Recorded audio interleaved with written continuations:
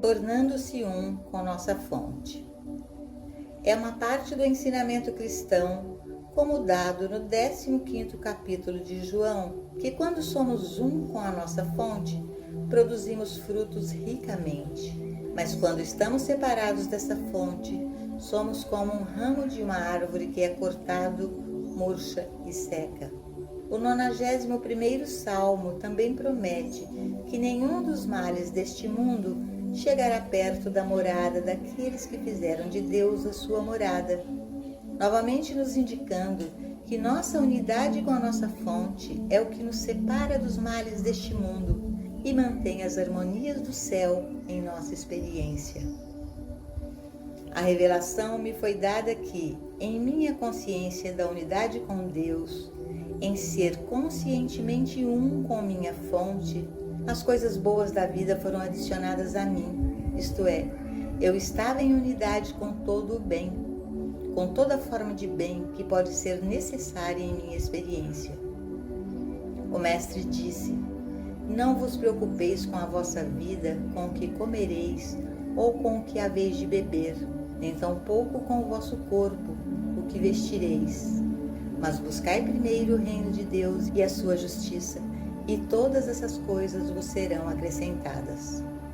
E foi assim que essa mesma consciência me revelou que, quando sou conscientemente um com Deus, sou instantaneamente um com todo o bem necessário para minha experiência.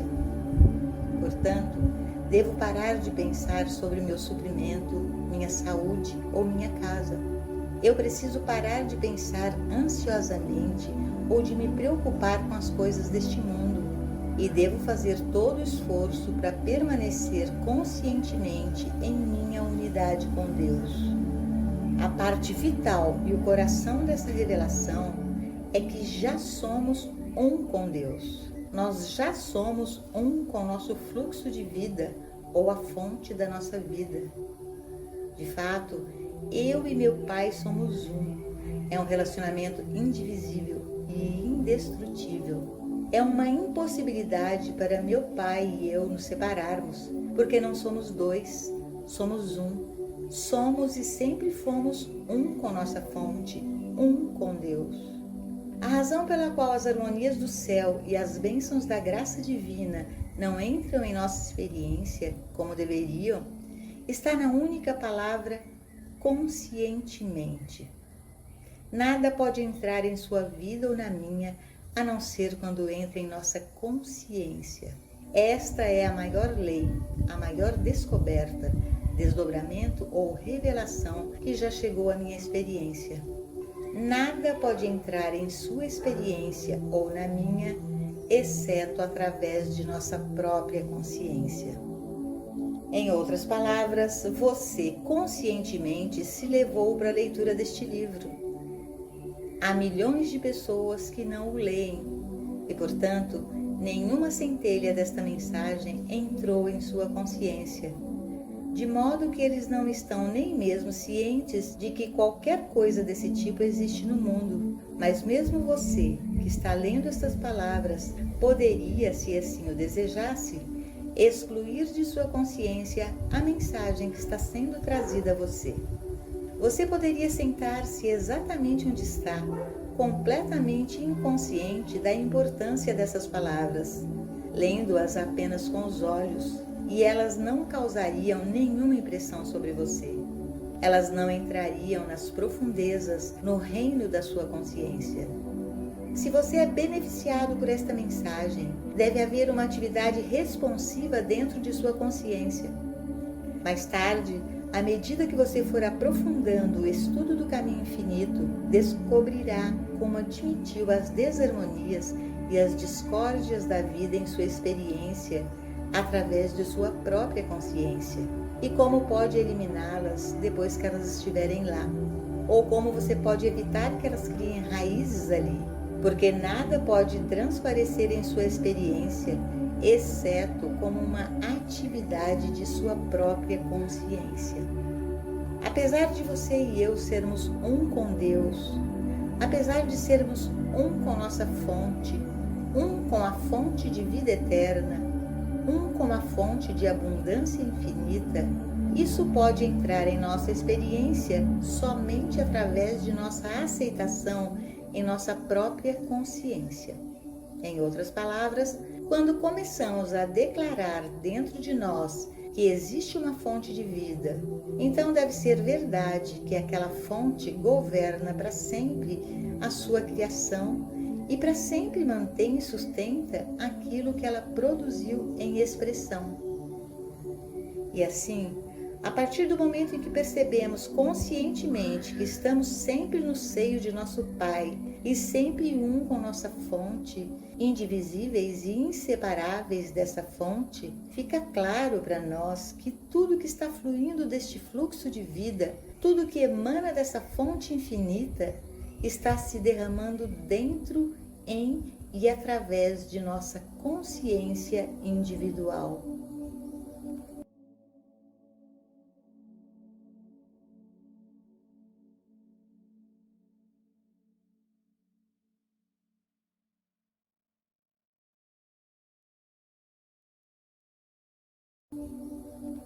Ganhando a consciência da presença. Ao permanecermos nisto, isto é, se permanecermos nesta palavra, se deixarmos que esta palavra habite em nós, daremos frutos ricamente. O segredo da vida espiritual é reconhecer conscientemente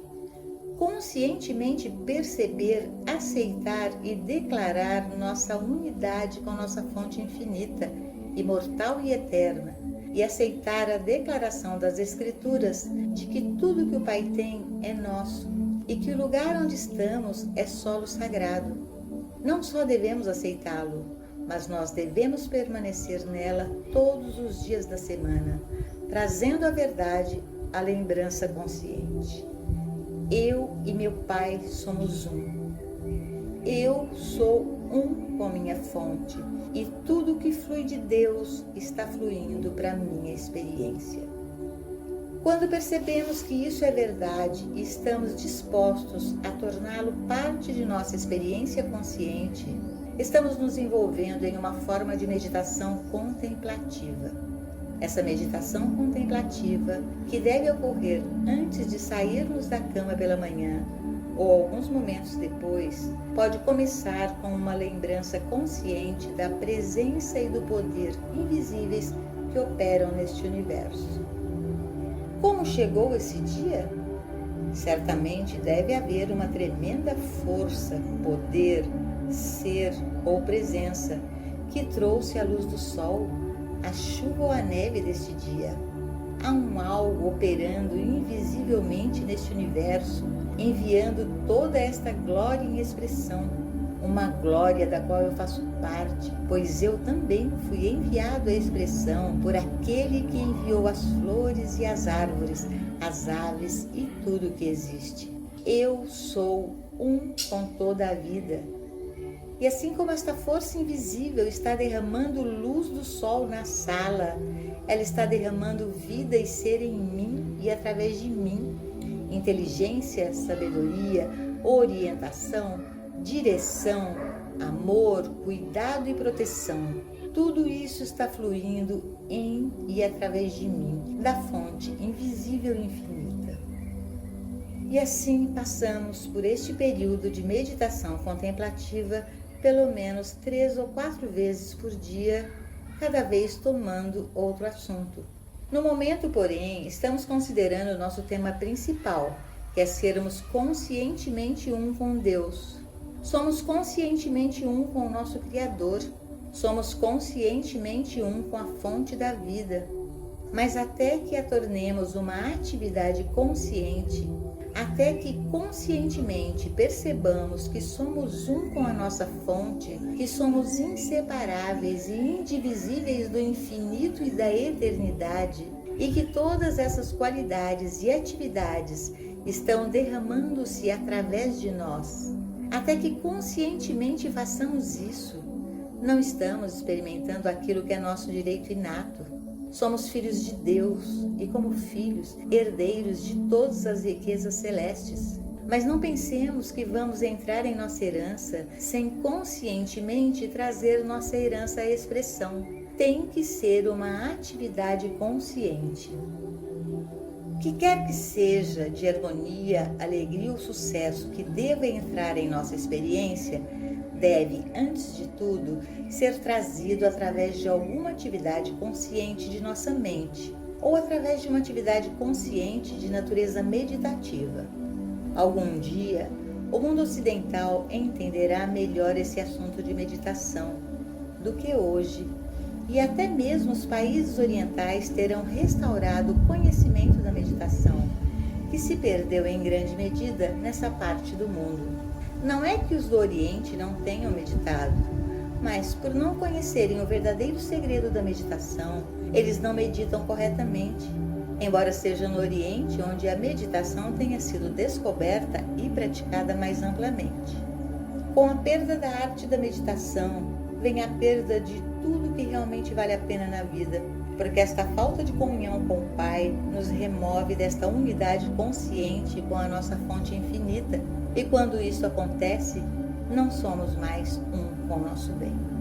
Leva apenas algumas poucas semanas dedicando alguns momentos por dia a uma meditação silenciosa, na qual reconhecemos nossa unidade com a fonte e percebemos que nossa unidade com essa fonte constitui nossa unidade com todo o nosso bem, antes de começarmos a percebê-lo em nosso mundo externo e diariamente experimentarmos os frutos desta meditação. Cada momento de meditação nos recompensa ricamente. Muito mais sairá disso do que nós colocamos nele. Por outro lado, nada surgirá exceto o que fazemos nele. Por exemplo, a presença de Deus está mais próxima de nós do que a nossa própria respiração, e isso sempre foi verdade. Se tentarmos visualizar algo mais próximo do que a nossa própria respiração, entenderemos que, na verdade, a própria presença de Deus está onde estamos. Quando estamos nas profundezas da doença, do pecado, da falta, naquele exato segundo, a presença de Deus está tão disponível para nós como estava para Moisés, quando ele estava conduzindo os hebreus para fora da escravidão, ou como estava para Elias, quando ele encontrou bolos assados nas pedras, ou uma viúva lhe fornecendo comida. A presença de Deus é tão presente conosco como foi com Jesus Cristo, quando ele curou os doentes, quando ele multiplicou os pães e peixes, ou quando perdoou os pecadores. Mas mesmo assim, a presença de Deus pode não fazer absolutamente nada para nós, porque a responsabilidade de trazê-lo em expressão ativa em nossas vidas repousa conosco. A presença de Deus está na frente de batalha, onde a morte e a destruição são iminentes. A presença de Deus está onde todo acidente ocorre, em qualquer parte do mundo. A presença de Deus está em todos esses lugares e circunstâncias, mas a presença de Deus é inútil para qualquer um, exceto para aqueles que estão habitando na percepção consciente desta verdade. Devemos permanecer de manhã à noite e de noite até de manhã nesta constatação. Onde eu estou, Deus está. A presença de Deus está mais perto de mim do que a minha respiração. Eu e meu Pai somos inseparáveis e indivisíveis, porque somos um. Se eu subir ao céu, encontrarei a Deus. Não que encontrarei Deus no céu, mas levarei Deus para o céu. Se eu fizer minha cama no inferno, encontrarei a Deus. Não porque Deus está no inferno, mas porque levarei Deus comigo. E se eu caminhar pelo vale da sombra da morte, encontrarei Deus, porque onde eu estou, Deus está, e onde Deus está, eu estou. Somos inseparáveis e indivisivelmente um. Aqueles que permanecem nessa percepção conscientemente descobrem que quando qualquer forma de mal entra em sua experiência, ela se dissolve e desaparece.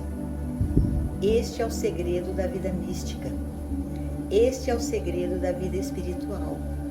está tudo incorporado na única palavra conscientemente. Aqueles que conscientemente conhecem a verdade são aqueles que experimentam a verdade, porque a verdade está presente, quer eles saibam ou não.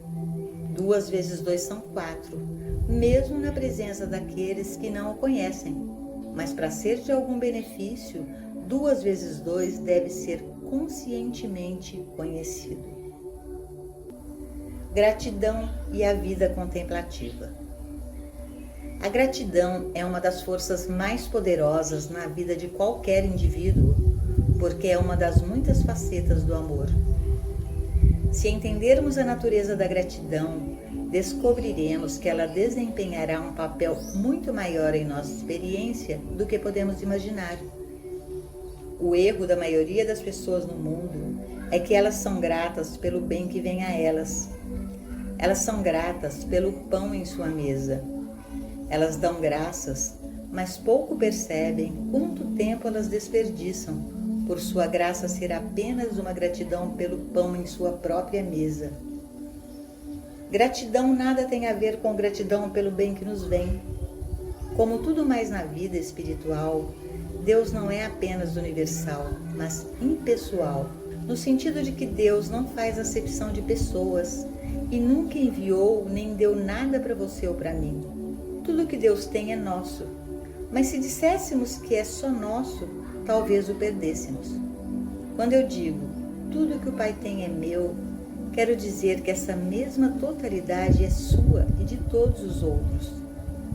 O fato de que todas as pessoas no mundo não são receptoras desse bem é por causa de sua falta de consciência, sua falta de reconhecimento consciente desta verdade. Em outras palavras, tenha certeza de que Deus nunca escolheu Joel ou qualquer outra pessoa a quem dar qualquer coisa, nem mesmo a mensagem do caminho infinito. O caminho infinito é uma atividade da consciência e qualquer um que abra sua consciência para isso pode experimentá-lo, porque Deus não faz acepção de pessoas. Deus não põe uma mesa para você ou para mim. Deus estabeleceu uma mesa para todo este universo. Deus não colocou o crachá de ninguém sobre o gado em milhares de colinas, as plantações no solo, as pérolas no mar ou os diamantes na terra. Deus não colocou o nome de alguém em nada que Ele tenha dado a este universo. Deus se manifestou universalmente. Deus mostrou sua glória universalmente. No momento em que começamos a ser gratos apenas pelo fato de que Deus está em seu céu, nossas vidas começam a mudar. Portanto, vamos parar de pensar em termos de eu e meu e começar a sermos gratos por todo o bem que Deus tem proporcionado neste universo. Grato que as colheitas estão no chão e que as entranhas da terra estão cheias de suas riquezas. Regozijando-nos na universalidade do bem de Deus, regozijando-nos e sendo gratos pelas riquezas que estão sobre a face desta terra, regozijando-nos de que todos que lhes abrem sua consciência os recebem, não porque Deus lhes mande essas coisas, mas porque Deus envia-as para o mundo como sua presença manifesta. A presença de Deus aparece como comida, roupa, moradia e vestuário. Tudo o que existe é a presença de Deus manifestada. E quando começamos a expressar gratidão pela presença de Deus aparecendo como bem neste mundo, nossas almas, nossas mentes e nossos corações estão cheios de amor. Quando nos personalizamos e acreditamos que por alguma razão Deus deu a uma pessoa e está se escondendo de outra, desonramos a Deus. Que fique claro então que para nossa meditação e nossa prática da presença devemos acrescentar o importantíssimo ingrediente da gratidão. Enquanto andamos no parque, vamos ser gratos por toda a beleza que está em todos os lugares para alegrar o coração. Se olharmos para o céu quando as estrelas brilharem, sejamos gratos por elas estarem lá, mas sejamos igualmente cuidadosos em não reivindicar as estrelas para nós. O que me preocupou nos meus primeiros anos foi que grande parte da abundância e do amor de Deus estavam em evidência, ainda que houvesse muita pobreza, pecado e doença entre os homens. E para mim, a questão mais importante era por que isso era verdade e como isso poderia ser eliminado. A resposta que veio foi que somente através da nossa consciência e aceitação da graça de Deus, através de conscientemente viver na realização da presença de Deus, as coisas que não pertencem à nossa experiência podem ser eliminadas e substituídas por aquelas que são nossas por direito. Por esta razão, os 2 livros, Praticando a Presença e A Arte da Meditação, foram fornecidos como estudos fundamentais em nosso trabalho, porque todo o nosso trabalho deve necessariamente ser fundamentado na capacidade de meditar conscientemente e praticar conscientemente a presença de Deus, até chegarmos ao ponto de nunca irmos dormir à noite sem Deus em nosso pensamento, nem despertarmos na manhã sem Deus como nosso primeiro pensamento. Nós saímos de nossa casa com Deus em nosso pensamento. Nós vivemos constantemente com Deus em nosso pensamento. Este é o caminho, então, pelo qual as bênçãos de Deus alcançam o homem, através de uma atividade de nossa própria consciência, através do nosso conhecimento pleno da verdade e da oração sem cessar. E essas bênçãos são todas subprodutos do único grande objetivo da percepção e realização consciente da presença de Deus.